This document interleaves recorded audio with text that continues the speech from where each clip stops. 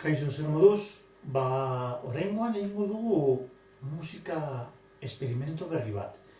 Egingo dugu musika tresna bat. Eta zerekin? Urarekin eta hemen ikusten dituzuen edalontziekin. Ikusten duzuenez, edalontzi bakoitzak dauka ur maila desberdin bat.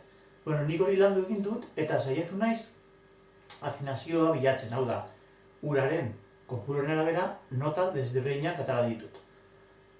Modu horretan, adibidez, hemen dagoen honen soinua izango da, behintzat nire sistema tonalarekiko do nota, do.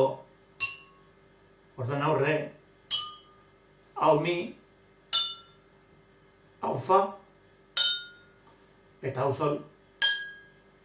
Bai, hori da, bakoitzak ur maila desberdina izan da, sortzen dituen vibrazioengatik.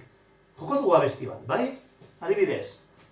Ez da berdin abestia, baina, dauden bost nota hauekin, ulertuko dugu ze abestiri buruz ari garen hitz egiten, bai?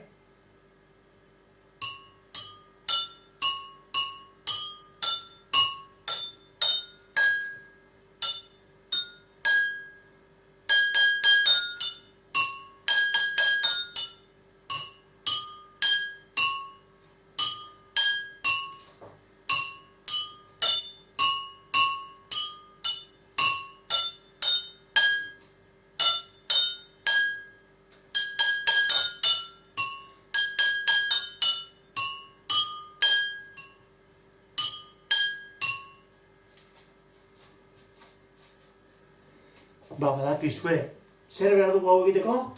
Badakizue, izan ditezke, hauek soinu handia lortzen dute.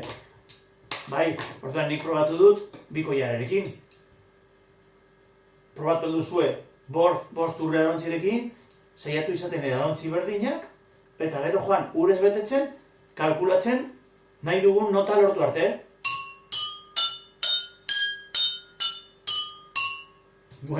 Agur!